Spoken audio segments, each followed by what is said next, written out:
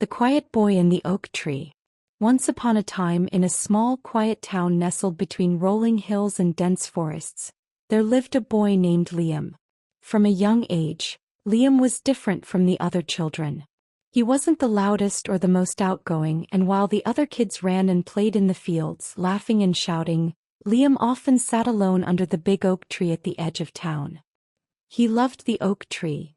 It was old and wise, with branches that stretched out like welcoming arms, offering shade and comfort. But even the oak tree couldn't take away the sadness that seemed to hang over Liam like a dark cloud. Liam's sadness wasn't the kind that you could easily see. It wasn't loud or dramatic. It was quiet, like the whisper of leaves in the wind. He carried it with him everywhere, a weight on his small shoulders that no one else seemed to notice. His parents, both busy with work and the responsibilities of life, didn't see how their son's eyes often looked distant, as if he were always somewhere else. At school, the teachers noted that Liam was a bright student, but they didn't notice how he rarely smiled or joined in with the other children. To them, he was just a quiet boy, one of those children who would eventually grow out of their shyness. But Liam knew that it wasn't shyness that kept him from playing with the other kids or joining in their laughter. It was something deeper, something he couldn't quite explain. There was a hole in his heart, a hollow place that ached every day, and no matter how much he tried to ignore it, the pain was always there. It was as if a part of him was missing and he didn't know how to find it. The only time Liam felt a little less sad was when he was drawing. He loved to draw more than anything else. He would sit for hours with his pencils and sketchbook, creating worlds that were different from his own. In his drawings, the sun always shone bright, and the characters he created were always happy, living in places where sadness didn't exist. In these worlds, Liam could escape, if only for a little while. One day, while sitting under the oak tree, Liam was drawing a picture of a boy much like himself.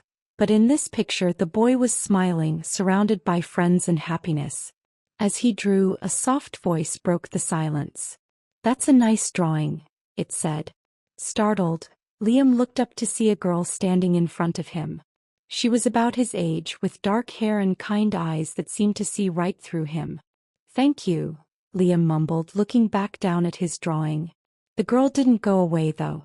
Instead, she sat down next to him. "I'm Emma," she said with a smile. "I've seen you here before.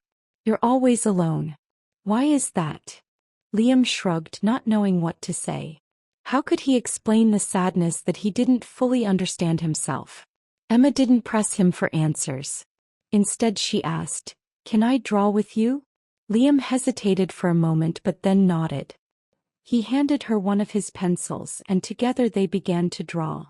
For the first time in a long while, Liam didn't feel so alone. Emma didn't talk much, but her presence was comforting.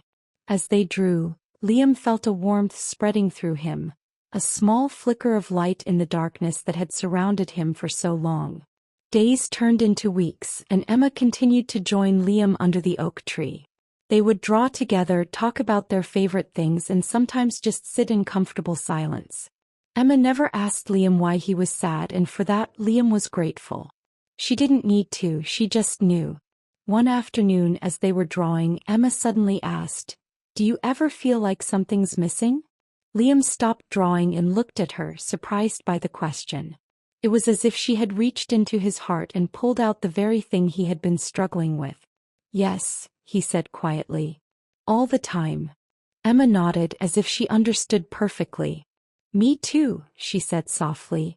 "I think everyone does in their own way. But sometimes what's missing isn't really gone. It's just waiting to be found." Liam thought about her words long after that day. He realized that Emma was right. The emptiness he felt, the sadness that seemed to follow him everywhere, wasn't something he had to carry alone. There were people like Emma who could help him find what was missing. And maybe, just maybe, the thing he was looking for wasn't something he could draw or imagine. Maybe it was something he could find in the real world with the help of a friend. As the years passed, Liam's sadness didn't disappear completely, but it became lighter, easier to carry. With Emma by his side, he learned that it was okay to feel sad sometimes and that it didn't make him any less of a person. He discovered that there was so much more to life than the sadness he had known for so long. There were moments of joy, laughter, and love that made the pain worth it. Liam grew up, but he never forgot the lessons he learned under the old oak tree. He continued to draw, but his pictures became brighter, filled with the colors of the world around him. And every time he felt that familiar sadness creeping back, he would remember Emma's words. "What's missing isn't really gone. It's just waiting to be found." In the end, Liam realized that his sadness was a part of him, but it wasn't all of him. He was more than the quiet boy under the oak tree. He was someone who had learned to live with his sadness and still find happiness. And that, he thought, was the greatest gift of all.